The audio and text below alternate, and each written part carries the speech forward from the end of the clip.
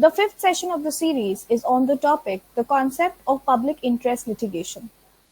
We are pleased to welcome Ms. Navjot Suri as the speaker for this session. Through this session, we will be able to understand public interest litigation or PIL through a new lens, that is, how it came into existence in the Indian jurisprudence, how it emerged from the US concept of social action litigation or SAL. Public interest litigation is a litigation undertaken for the purpose of redressing public injury, enforcing public or general interest. It is a means for safeguarding public interest. This session will also deal with the nature, scope, strengths, weaknesses, and procedure for filing a PIL. We are delighted to get such an enthusiastic response from all of you, and we welcome you all to get connected with Law Escort for the future as well. Hope to have an enriching and an insightful session.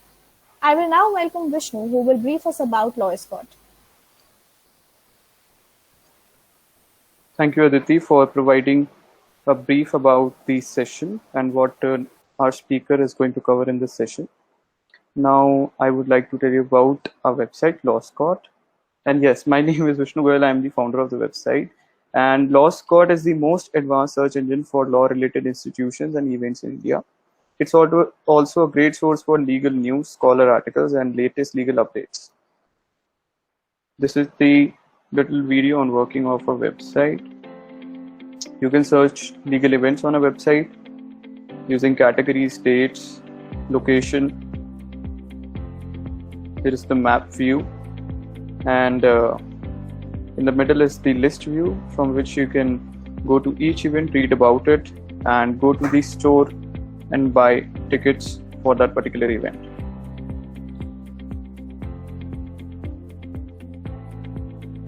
And always you can reach us out through this chat box. Here is a blog, all the articles, news you can read from here, and also submit your own articles to us. This is our latest project, our book on rape laws in India, The Heinous Crime Decoded, which is to be launched on Amazon.in and .com worldwide. So it will be out soon and you can give it a read. It's a really interesting book and we are working on it right now.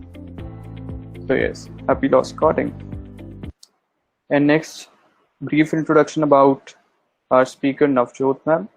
Ms. Navjot Suri, Assistant Professor Law DME, is graduate and postgraduate from Amity University. She completed her BA LLB from Amity University and her LLM with specialization in human rights law from Amity University. She is a gold medalist in both BA LLB and LLM. She holds an experience of 4 years in teaching, has to herself credit of several publications, and has delivered expert lectures in numerous training programs, conferences, seminars, and now this webinar. So I would like to welcome Navjot ma'am to start with the session. Thank you, Vishnu. Good evening to everyone. Today's topic is the concept of public interest litigation. I'll just share the PPT with you all.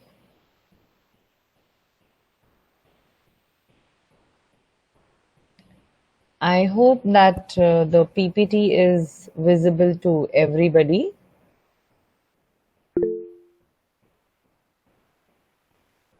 Okay.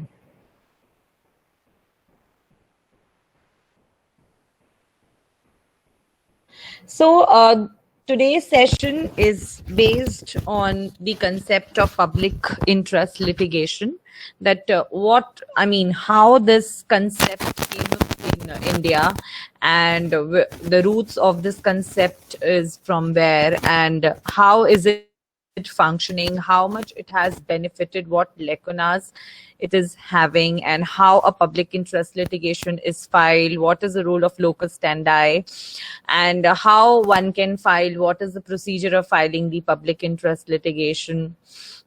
So we are going to deal with all these points along with the landmark judgments.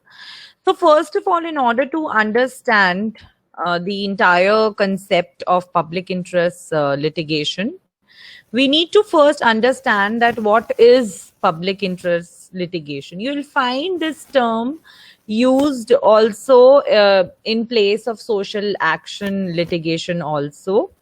And this is a litigation which is filed in the court of law for the protection of public interest. And public interest, for examples, can be with respect to pollution, terrorism, road safety, constructional hazards, etc. Wherever, any matter which is there in the interest of the public at large, I mean, it is affected at large, can be, redressed by filing a PIL in the court of law. Now, the definition of public interest litigation is not provided in any statute or in any act. The definition is not at all written.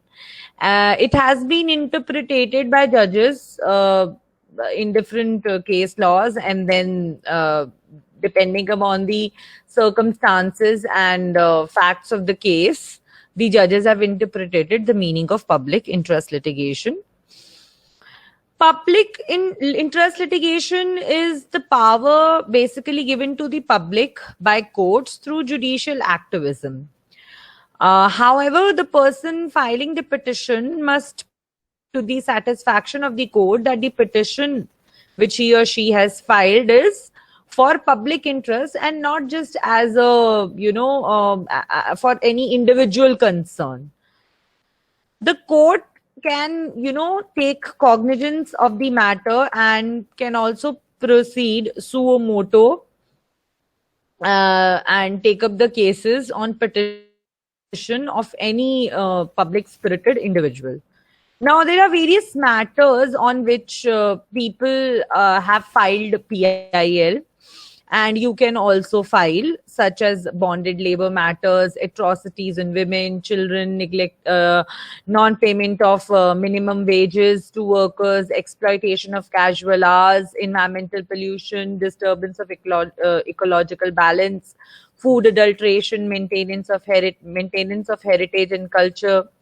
Now, in order to understand that exactly how public interest litigation works, I'll explain through a case law.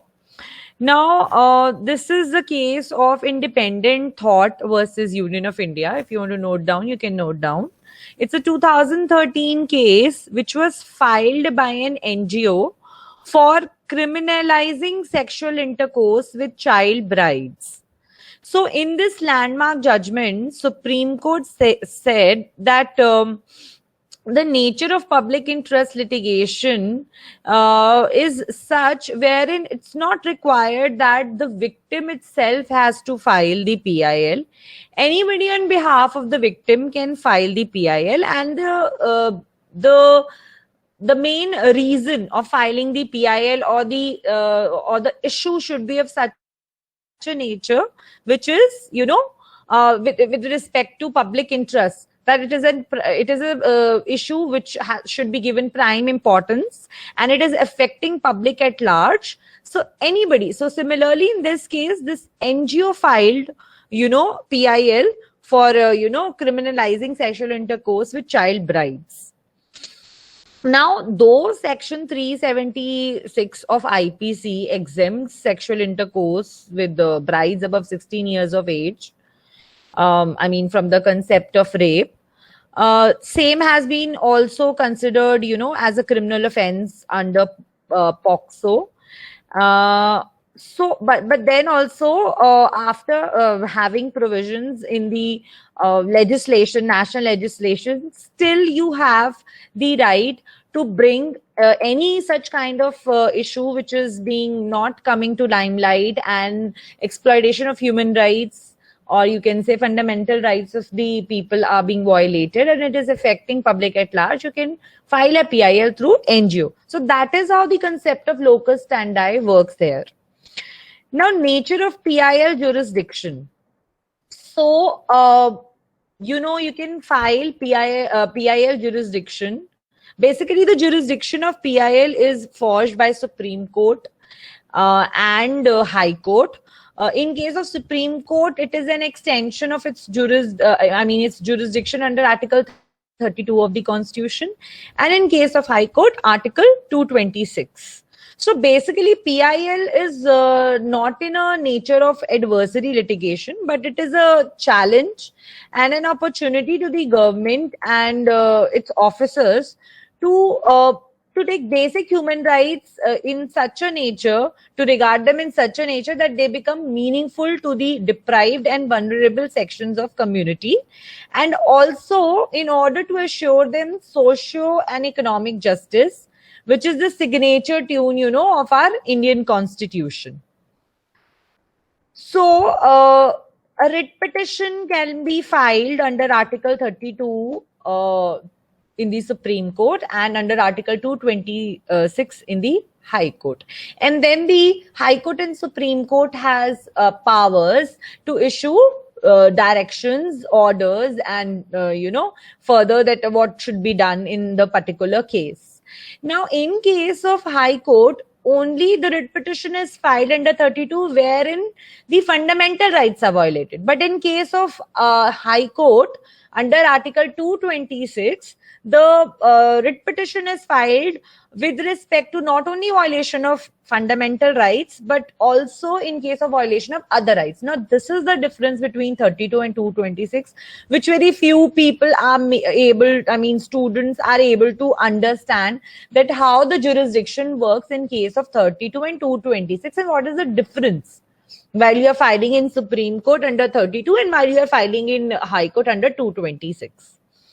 Coming to grievance and relief, in PIL, the court has power to take affirmative action by issuing specific direction in cases of governmental inaction or lethargy to perform its function under law.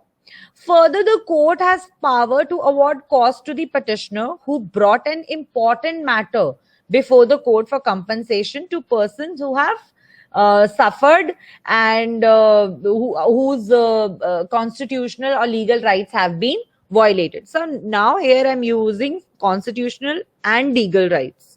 So you'll understand that how the functioning of Article 32 and 226 happens at this point. Now, there is a relaxation of locus standi, which we have discussed a few minutes back, that, the important innovation in the matter of PIL is that there is no hard and fast rule that only the victim will file the PIL. Anybody on his or her behalf can file the PIL. So I will like you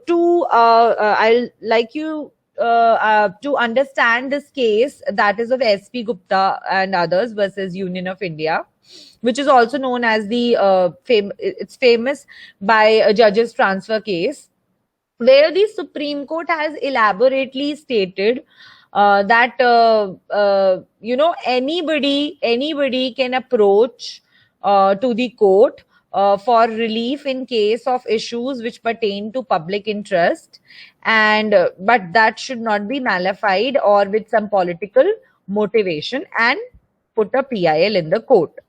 Now, basically, how this PIL specifically works for the people who are known as the weaker sections of the society, vulnerable sections of the society, who are not able to reach the court on their own because of financial constraints and illiteracy.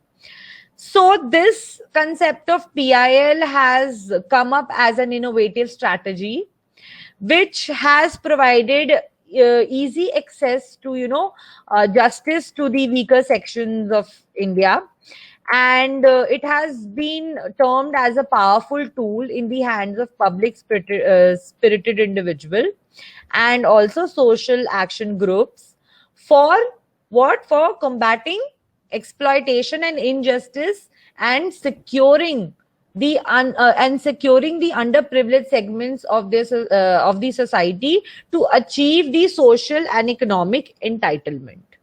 Okay. Coming to the origin and development of public interest litigation globally. So now at global level, how this concept has developed. So if you see, according to the Council for Public Interest Law set up by the Ford Foundation in USA, public interest law is the name that has recently given to efforts to provide legal representation to previously unrepresented groups and interests. Now, such efforts have been undertaken in recognition that the ordinary marketplace for legal services fail to provide such services to significant sections of the population and to significant interests. Now, such groups and interests include the poor, environmentalists, consumers, racial and ethnic minorities, and etc. So you'll see the origin and development of PIL in the post, Second World War, where you can, you can see that from 1960 to 70, the practitioners and professors in US started exploring mechanism to bring relief to the aggrieved class through social cause lawyering, class suits, and engaging judicial intervention. So the mechanism was being, developed by the professors in USA and the lawyers during 1960s to 70 post Second World War. Now, during this course, Professor Abram Chase of the Harvard Law School defined the term public law litigation to refer to the practice of lawyers in the United States seeking to precipitate social change through court-ordered decrees that reform legal rules, enforce existing laws, and articulate public norms.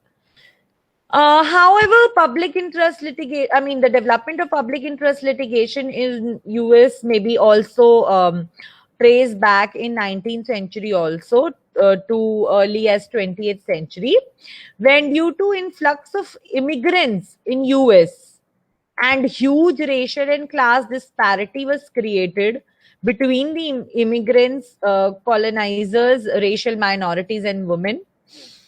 Now, this period specifically saw a gradual growth of free legal aid, especially with respect to laborers and women who may have been deserted by their husbands in a new country, or whose husbands became incapable of earning due to accidents in the workplace, or who themselves started working for a decent living. So during this period, the concept of class suits, that is, class suits means representing the socially or economically oppressed groups, started growing, increasing. However, it was much later that the concept of locus standi was a little broadened to accept representation by social cause lawyers, activities, and other social groups for the benefit of socially and economically backward people.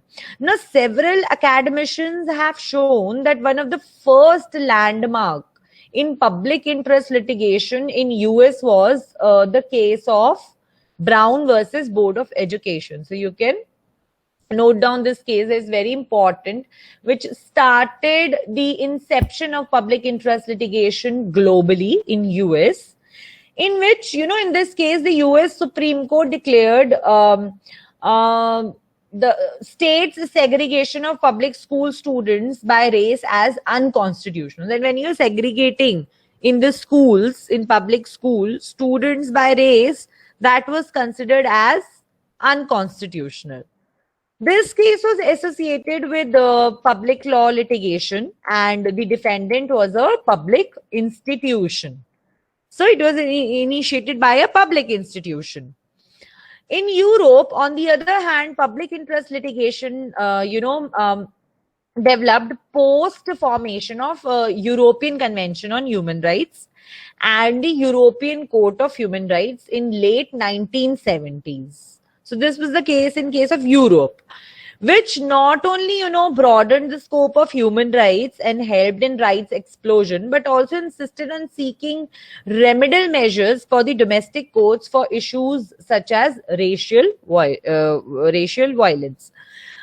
Racial violence and also gender justice, problem related to laborers' rights, child rights, rights of immigrants and asylum seekers, etc. Now we have discussed about USA, we have discussed about Europe. Now we'll come towards situation that was there in Africa. Now, even though activists, this famous activist Nelson Mandela, he has already, initiated social change through free legal aid, pro bono advocacy, etc. for the victims of racial violence and discrimination and arbitrary colonial rule. Public interest litigation through a formal court process gained more popularity in Africa with the formation of African Commission of Human Rights in 1980s, which not only helped codifying human rights for people of African continent, but also, it encouraged lawyers, social activists and cause lawyers to approach domestic courts for seeking remedy for violation of rights of trodden or socially economically backward people. However, it has been noted by many researchers and eminent judges and academicians that public interest lawyering and litigation have been used widely as a legal political tool in many countries to defy, arbitrary laws, policy, unearth corruption, and also using it is being using judiciary to overpower the legislature for scrapping irrational laws or bringing in new laws. Now, in several courts, the courts have themselves observed that such private, litigations are misused to waste time or gain fame.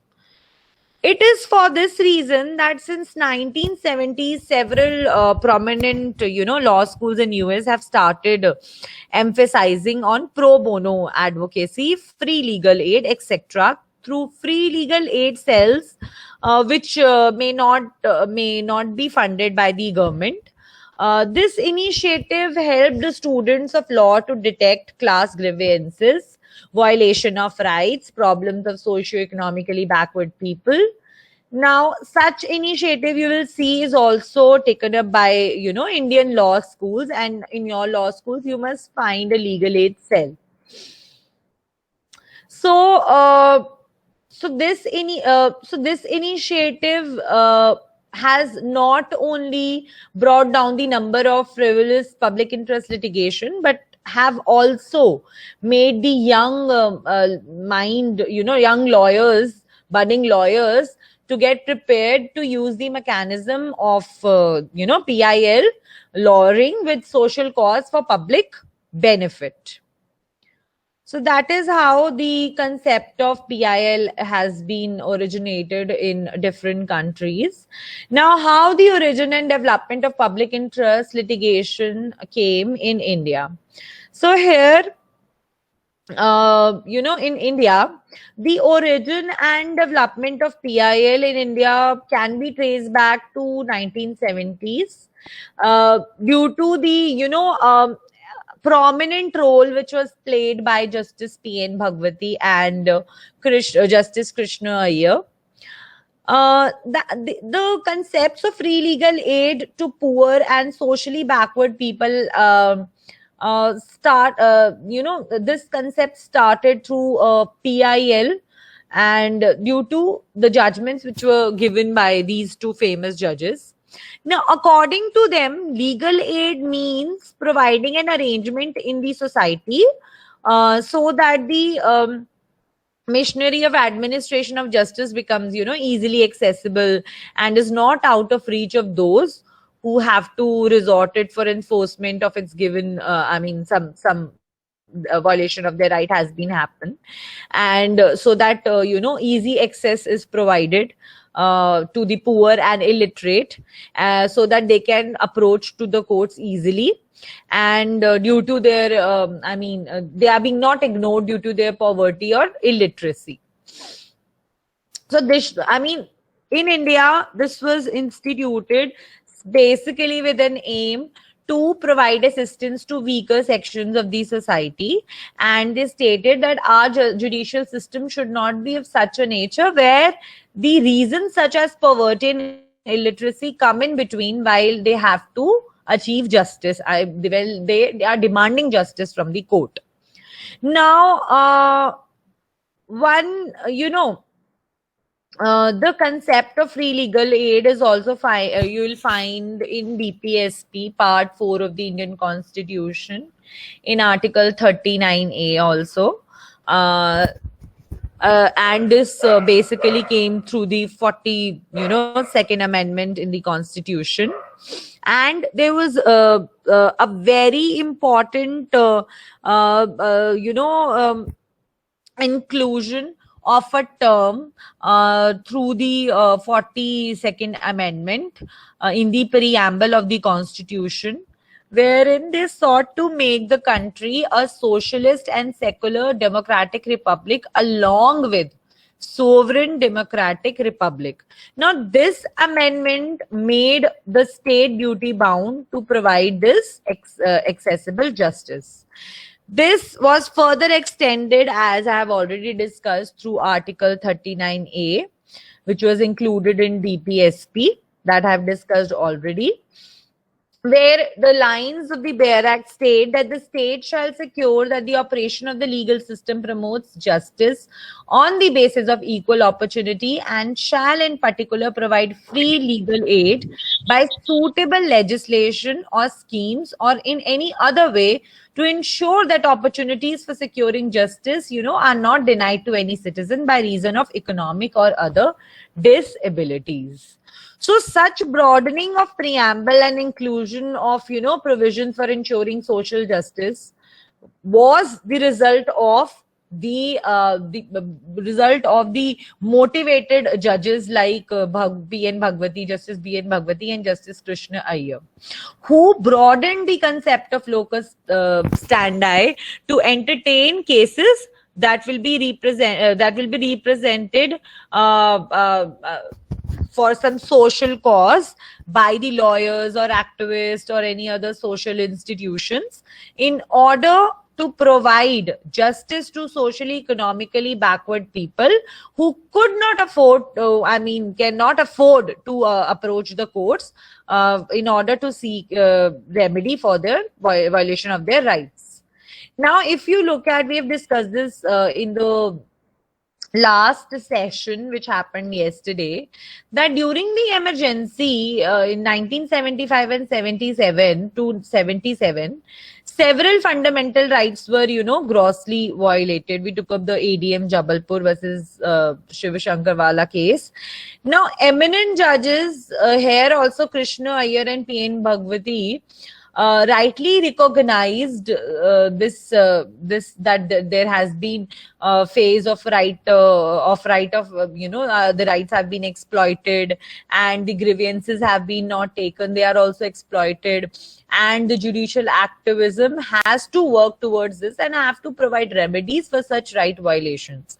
So this period also, you'll see there was a gradual growth of judicial activism, and which happened through the PIL. Now, India's public interest litigation jurisprudence started. Everybody knows that the first case which came up was Hussain Nara Khatun. But actually, the inception of PIL started from the case that is Mumbai Kamgar Sabha versus, Abdul Bhai, Faisal Bhai, and others. It is a case of 1976. Now, this was the first case to, expand the concept of locus standi for the laborers who came from socially economically backward class.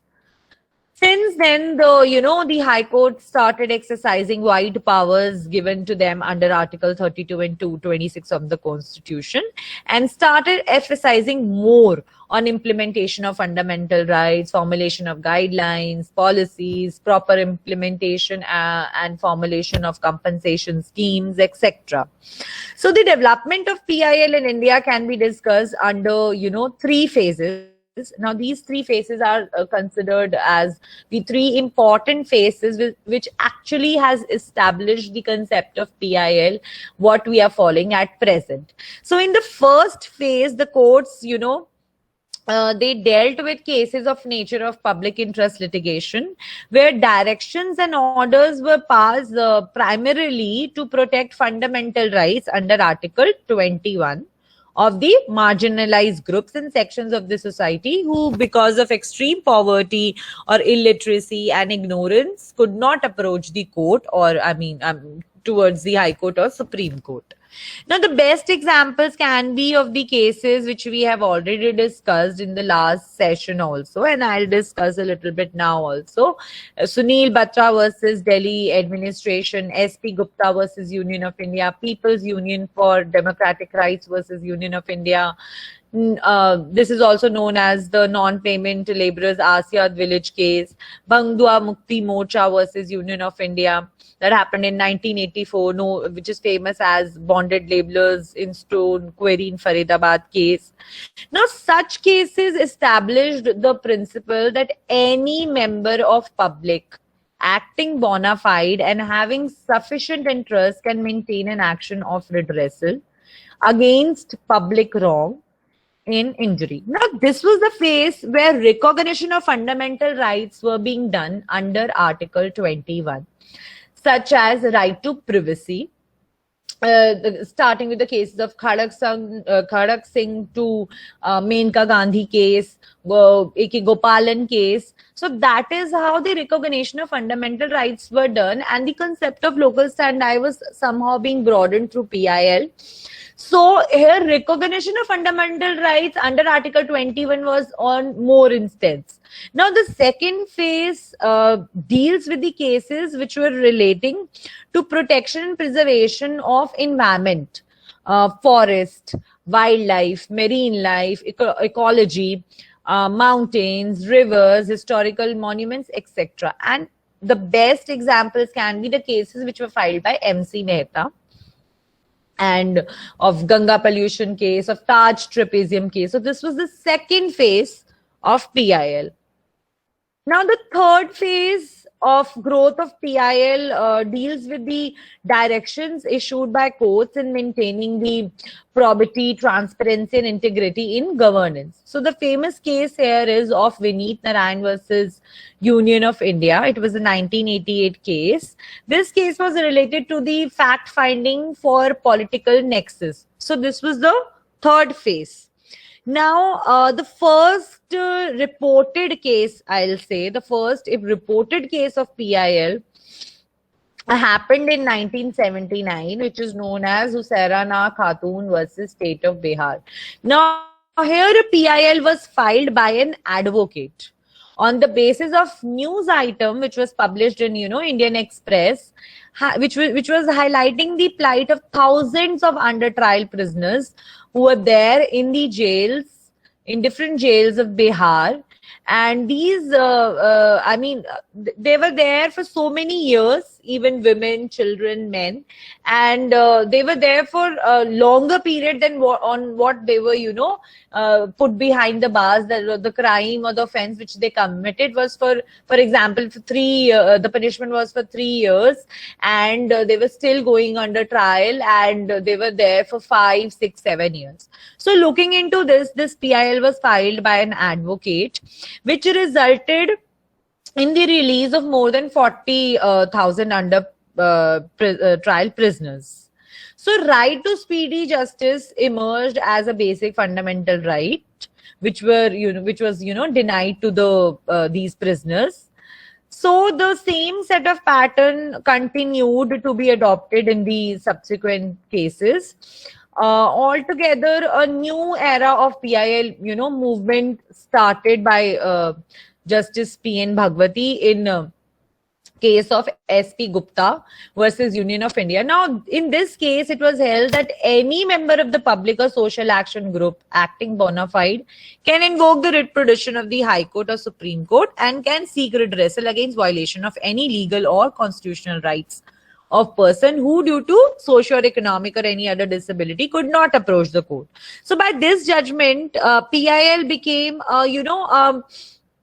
sort of a potent weapon for enforcement of public duties, and help the people who are facing, problem in this regard. Now, as a result, any citizen of India or any consumer group or social action group can now approach the apex court of the country seeking legal remedies in all cases where, interest of the general public or, any rights of the public have been at stake. Now, coming to the famous case of Anil Yadav versus State of Bihar, this is a case of 1981. Now here, this case exposed the brutalities of police.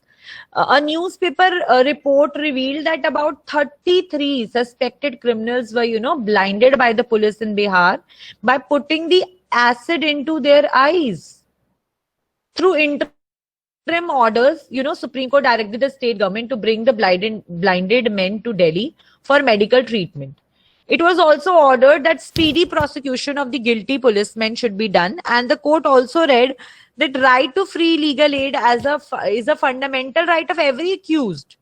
So Anil Yadav signaled, the growth of social activism and investigation litigation through this case.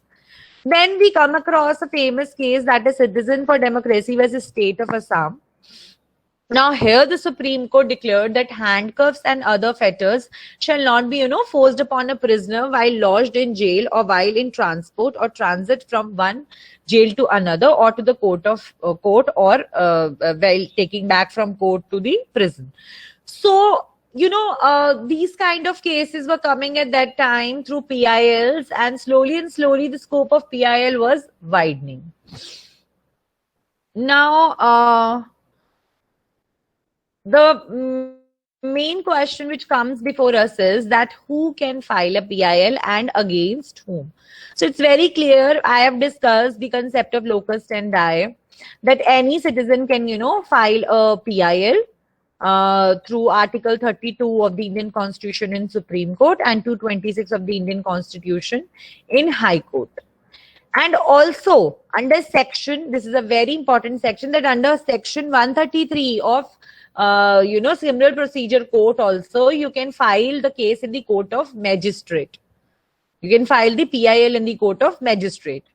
But how the court should be satisfied that the the writ petition fulfills some basic needs for PIL as a letter addressed by a aggrieved person or public spirited individual and a social action group, basically for the enforcement of legal or constitutional rights to any person who are not able to approach the court for redress.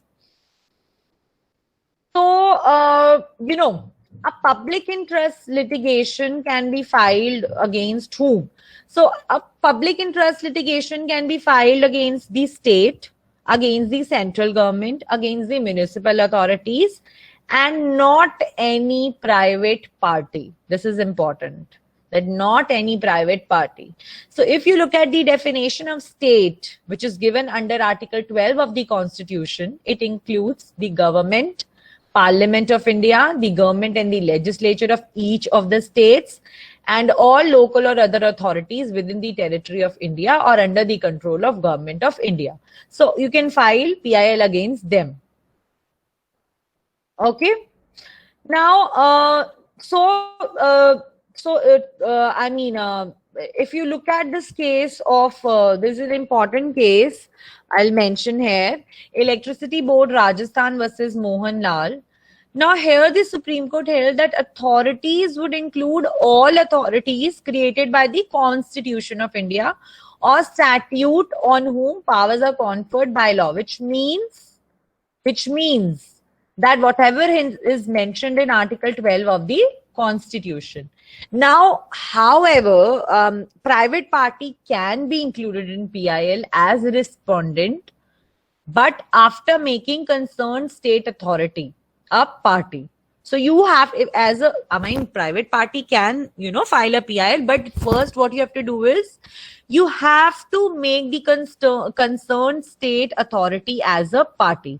For example, if there is a private factory in Delhi which is causing pollution, then people living nearly or any other person, can file a PIL against the government of Delhi Pollution Control Board and against the private factory. However, a PIL cannot be filed, against the private party alone. So what you have to do is you have to make the concerned state authority a party. I think it's clear. Now, the second important, important question is procedure for filing public interest litigation. Now, what is the procedure? So the first step is that, filing public interest litigation petition is filled in a proper manner. And a writ petition is filed. If a PIL is filed in High Court, then 2 copies of the petition have to be filed. And also an advocate copy of the petition has to be served on each respondent, that is the opposite party, and this proof of service has to be affixed on the petition. Second is that a court fee of ₹50 per respondent, that is for each number of party, court fees of ₹50 have to be affixed on the petition. Proceedings in the PIL commence and carry on in the same manner as other cases. However, in between the proceedings, if the judge feels that he may appoint the commissioner to inspect allegations like pollution being caused and trees being, cut, or there is a situation where there are severe problems, after filing of replies by opposite party or rejoinder by the petitioner, final hearing takes place and the judge gives his final decision. So coming on to the aims and objectives of public interest litigation. The main aim and objectives of public interest litigation is to achieve the goals of a social document, that is the Constitution of India. Now, these include to ensure equal access to justice, to undo the wrong to the underprivileged, provide, healing effect of law, to awaken the responsibilities of the state by, providing effective remedy for causing any harm to the rights included under Part 3 as fundamental rights in the Constitution.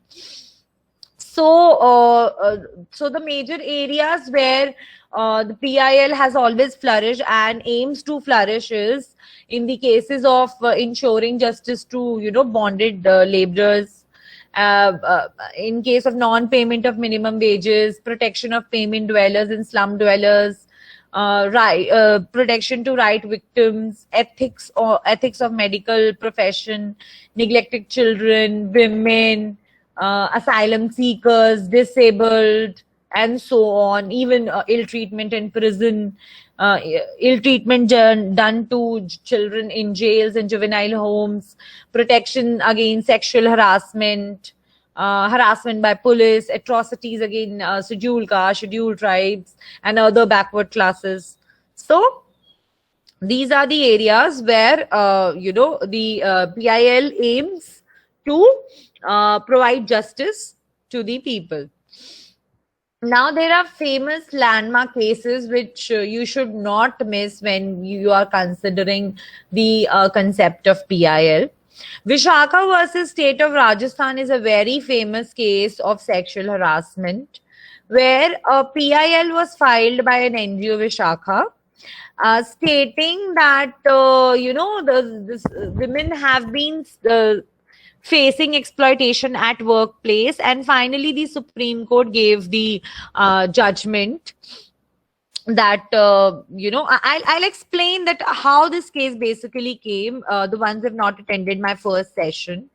Now, as part of the government campaign against child marriage, this lady Bhavri Devi went to attempted to stop the marriage of a 1-year-old girl in rural Rajasthan. Now, members of the local community retaliated first by harassing her with threats and imposing a socio-economic boycott on her family. Then what happened? The brutal gang rape happened where 5 men raped her. She faced numerous, obstacles when she attempted to seek justice. And when she was frustrated by the criminal justice system, inability to, provide tangible remedies and restore the dignity of her, this PIL was put up in the Supreme Court to challenge sexual harassment at workplace. And then finally, the judgment came and they recognized sexual harassment as a clear violation of the fundamental constitutional right of equality, non-discrimination, life and liberty under under Article 14, 21 and 15, as well as also under 19 having the right to carry out any occupation. So they gave the guidelines, which are also known as Vishaka guidelines, which needs to be followed by the employers, and which defined the term sexual harassment. And later on, we also came up with an act. These guidelines led to the development of an act in 2013, which the main aim was to prevent and prohibit and provide a redressal mechanism for the offense of sexual harassment at workplace. Second important landmark is... Hello, please mute.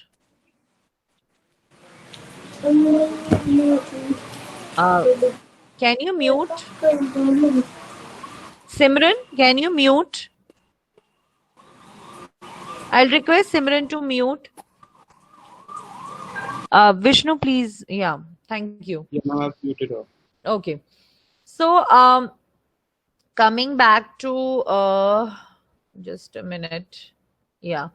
So this kind of disturbance, creates problem. The second landmark judgment is of MC Mehta versus Union of India 1988 case. Now, what happened in this case?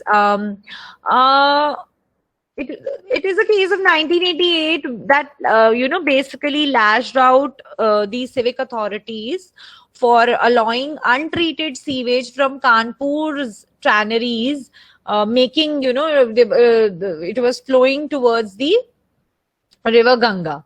So against this, orders was passed by the Supreme Court that these industries are, more than 50,000 in number, and they are the pollution. They are polluting the Ganga water. The basin is being polluted since so long.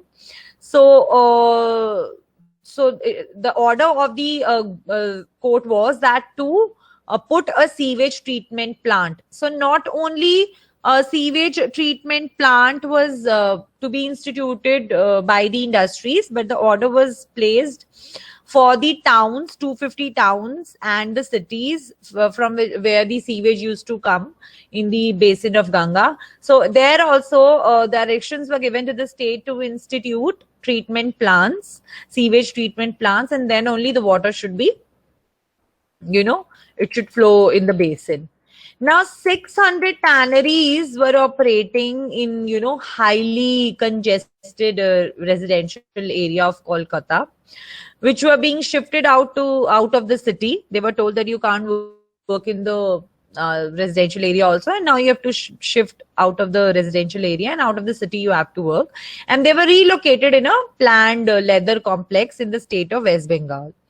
So similarly, a large number of industries were, closed down by the order of the Supreme Court and were allowed only to reopen when they have set up the effluent treatment plants and have controlled the pollution. So as a result of these directions, millions of people have been, saved from the effect of air and water pollution in Ganga Basin, covering 8 states. It's a big number, covering 8 states in India. So this also case is landmark judgment with respect to PIL brought. Now, there was a PIL which was brought in case of Parmanand Katara versus Union of India. Now, Parmanand Katara was a human rights activist who filed a writ petition in Supreme Court on the basis of a newspaper report concerning the death of a scooterist, a person who was driving the scooter and he died and through a speeding car. Now, when he was taken to the hospital, doctors refused to attend him and directed that he has to be taken to some another hospital, which was around 20 kilometers away, which was authorized to handle medico-legal cases. So, based on this petition, Supreme Court held that preservation of human life is, the paramount importance.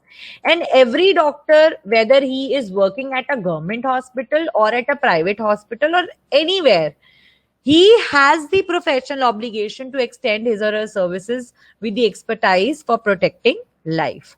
So there should be no doubt, that the effort to save the person should be given top priority. There should be no doubt in that. And it is a duty not only of a legal professional doctor, but also of the police and other citizens who are there, who are present there, and who are willing to take him to the hospital. So due to this, earlier what used to happen, that the ones who used to save the person who was dying on the road were called to the police station and they were harassed and all. But these things came to an end through this case. And it was said, and you'll find also ads coming up on TV where they say that now nobody will harass you, and this is the prime duty. This is the best part. When you are saving somebody's life, you are not violating his article 21, right to life and liberty, that is being protected by you. So these public interest litigation has brought a lot of change and amendments. Now, PIL, there was this important case, again an important case with respect to protection of environment, that is Council for Environment Legal Action versus Union of India. Now, here the public interest litigation was filed by a registered, voluntarily organization regarding economic degradation in coastal area. Now, again, Supreme Court, issued appropriate orders and directions for enforcement of the laws to protect the ecologically. A report entitled "Treat Prisoners Equally" by the High Court was published in the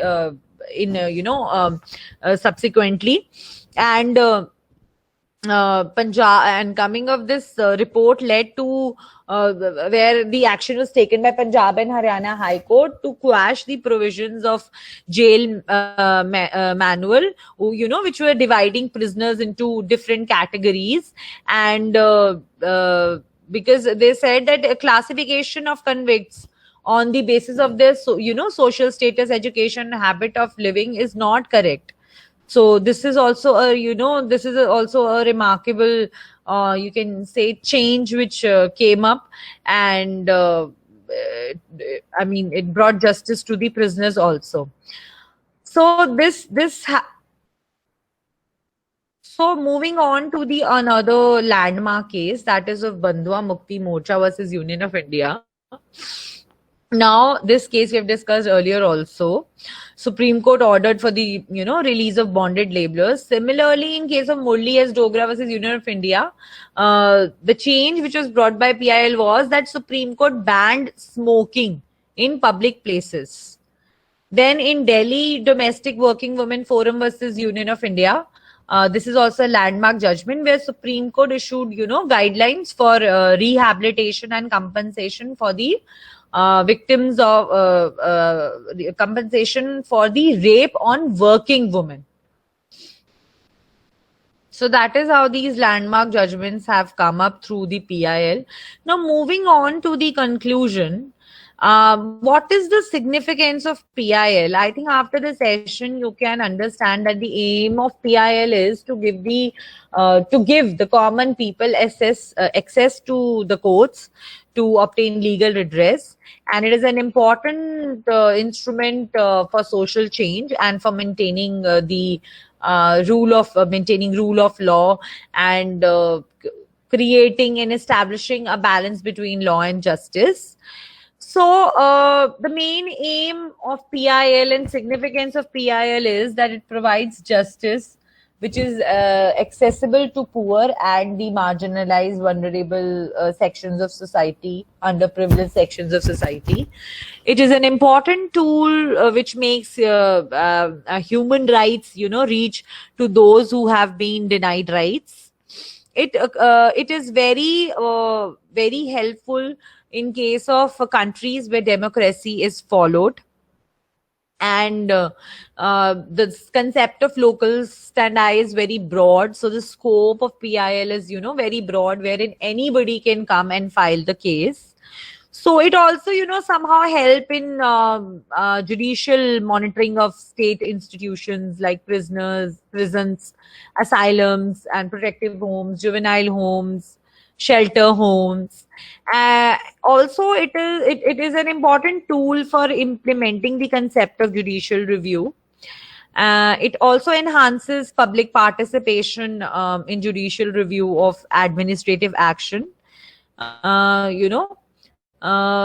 through the PILs. Now, there are few weaknesses. So this I'll discuss with you while we're doing an interactive session. That what are the weaknesses according to you? Now, there are some important factors that have contributed to the growth of PIL. So, if you see the character of Indian Constitution, unlike the Britain, like India has written down the Constitution and brought Part 3 and 4, Fundamental Rights and Directive Principles of State Policy, that provides a framework for regulating relations between the state and its citizens and between citizens inter alia, So, in India, this concept has developed progressively, and though this is found everywhere in the world, but in relation to India, if you look at the role played by the Supreme Court and the wide application of PIL in different fields such as bonded labor, minimum wages, land ceiling, environmental protection, prisoners protection, etc. So this has altogether broadened the concept, and we can see the role of the Supreme Court in a different altogether platform. Now, this has, made easier for the courts to, take up the cases fast, and speedy trial is being done, and a person can directly move towards High Court and Supreme Court through 32 and 226. So, the concept of the way local standi has been interpreted by the courts, there are other factor, and the exemplary role played by the judges, Justice P.N. Bhagwati and Krishna Iyer, can be, can be stated to be the reason why PIL has developed, and the active participation of NGOs and other social institutions working for the underprivileged people or vulnerable sections of the society has led to, broaden the scope of PIL in India. Now, mechanism for protection of human rights through PIL. So, while protecting the rights, basically what is happening, you know that India is signatory of UDHR, ICCPR, and ICACR. So, we have incorporated the provisions provided at international level in the Universal Declaration of Human Rights in our national legislations. And we have our own Human Rights Act, in which we have the redressal mechanism. So protection is being provided, the cases are being instituted in the courts, while referring to not only the provisions provided in the national legislations, but also at international level.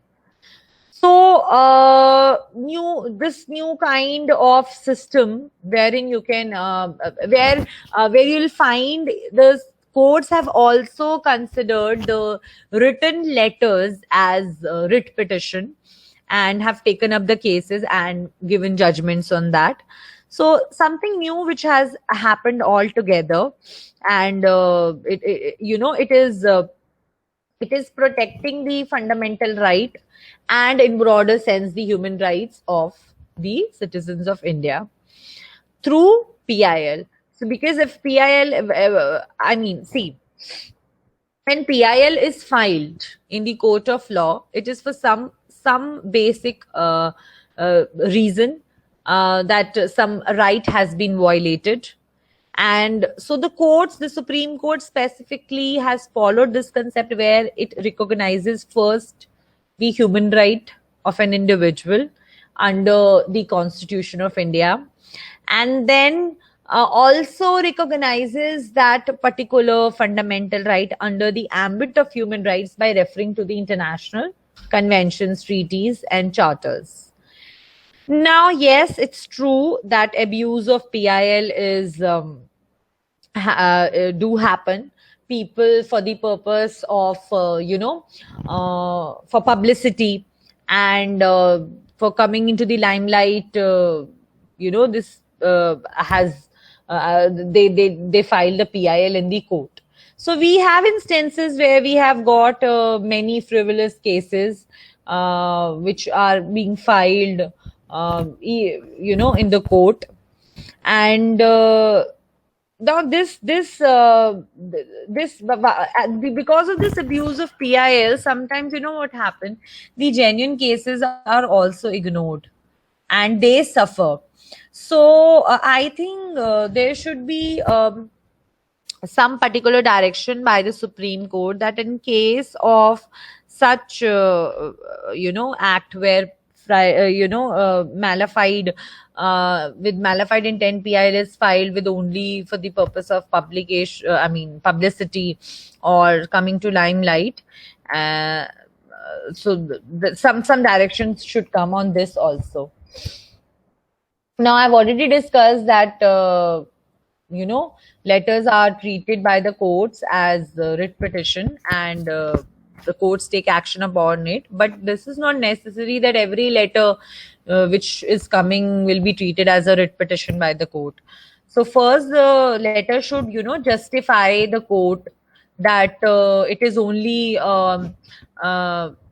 when the letter is addressed by the aggrieved person or some public spirituated individual, and should see that it has sufficient base where it shows that it is hampering the public at large. It is violating the fundamental right of individuals at large. And then only if the court is satisfied looking into all the matters, the circumstances and facts of the entire thing, then only it will take that letter as a writ petition. Also, there should be mentioning of the situation where you have, if some social action institute or some NGO has filed if the reason is that they are filing on behalf of somebody who cannot file because of being socially disadvantaged. So such conditions are also taken care by Supreme Court. So in the end, I would like to conclude that public interest litigation is working as a very important instrument of social change. It is working for the welfare of every section of society. It is a sword of everyone. It's the sword of everyone used only for taking the justice. The innovation of this legitimate instrument has proved, beneficial for the developing countries like India. And PIL has been used as a strategy to combat the atrocities prevailing in the society. So altogether, it's an institutional initiative towards the welfare of the needy class of the society. That's it. I hope I'm able to make you understand the concept of PIL. So I would love to take some points from the audience that what are the weaknesses of PIL, and anything if you want to discuss, we can discuss. Hello? Yes. So according to you, what are the limitations or what are the problems which can happen, or any instance which you want to share? Anything?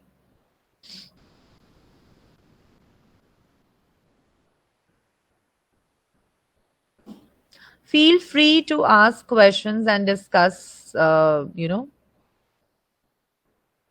Anything you want to discuss? Attendees are requested to ask any question if they have in their mind. Okay, just just tell me, were you able to understand what, I mean, whatever I was talking in this lecture?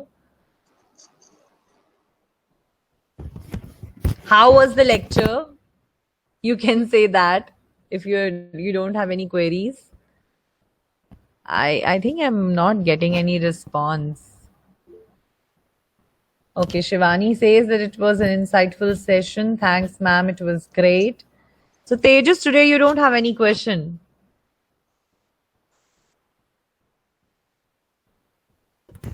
Okay, anybody wants to say anything or highlight anything that how, I mean, are you able to understand the sessions which we have conducted? And do you want more sessions like this? And you want something else to be coming up? Ma'am, there's a question from Abhishek Kaushal. Okay. Ma'am, is there exist any difference between a writ petition and a PIL? Yes, child. When you file a writ petition, you can normally file under 32 and 226, which is also termed as a writ petition. No, and if you talk about PIL, how both the things are different. PIL is basically where anybody can go. Number one. Second, any person on your behalf can go. You yourself can plead, right? And it should be of such a nature where it is affecting the public at large. But in case of writ petition solely under Article 32 and 226, if I talk, then individual cases can be taken up. Individual violations can be taken up. Anything else?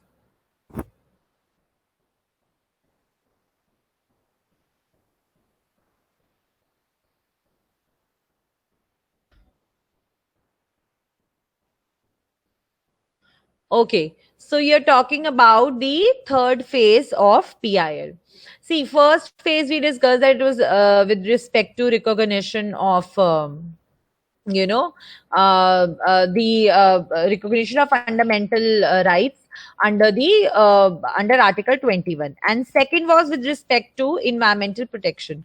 The third phase is with respect to the new issues which are coming up, like for example, a PIL was recently filed by an NGO, Common Cause, with respect to euthanasia. If you attended my last session of yesterday, you will understand that.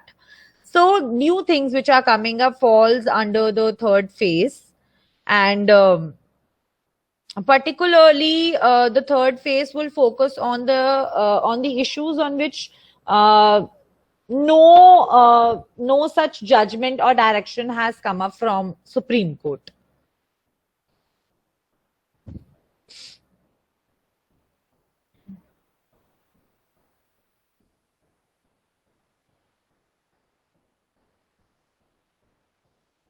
I think that's it. Ma'am, there are two more queries.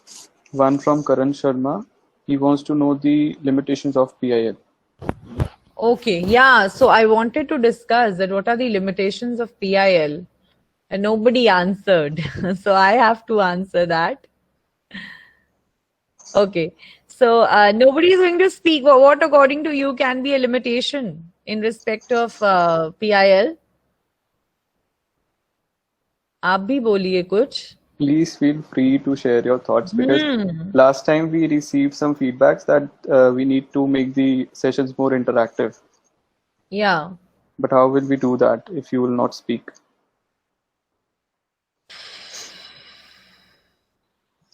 Hello, You can even write in the chat box. Yeah. So yeah. हाँ बताइए. Ma'am, according to me, the limitation, what we can say, a limitation of PIL is the locus standi. Basically, if someone is appearing before the court, they should have a basically they should have a strong locus standi, and they have to prove that there is not only a personal benefit but a benefit for society at large, and that is, Yes, I think, is difficult to prove. yes, absolutely correct. This is the main point where it becomes very difficult to prove. You know, anybody else? Good, Ekta.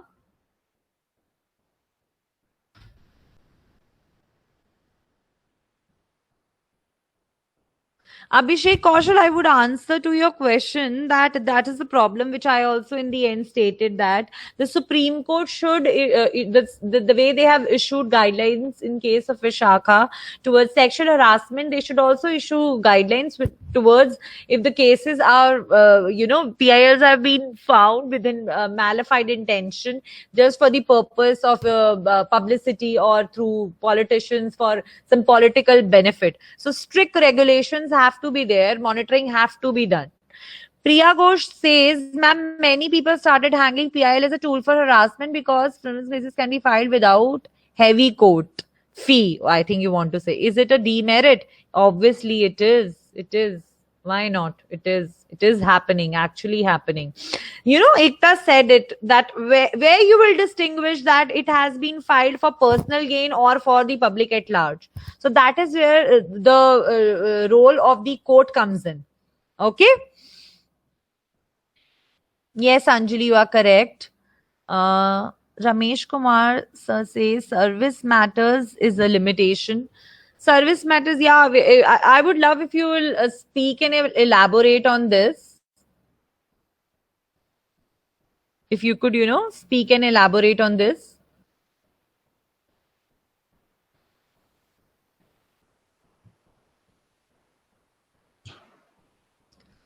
It is also leading to overburdening of courts also through this frivolous PIL. So I think there's a need that some guidelines should come on this.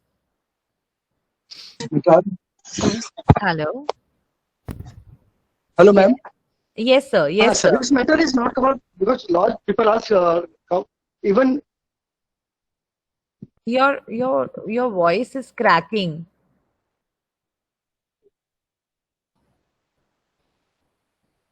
Hello. Hello. Hello.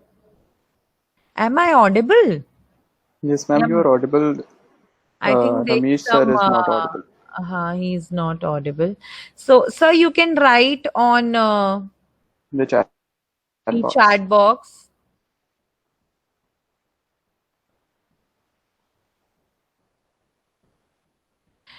Yes, Anjali, the points which have been given by you are absolutely correct. I would agree, and I want everyone to see in the chat box. Yes, Vagisha, I like to comment on this, that see, through 32 and 226, now people are directly, approaching to the Supreme Court. So letters are being sent to the Supreme Court directly, and a number of letters. So that also becomes a difficult task for the court, the administrative authority, to look upon the letters and read and analyze and everything, and then decide whether to take it as a writ petition or not. So yes, this is happening. This is delaying. This is happening the Indian judicial system also.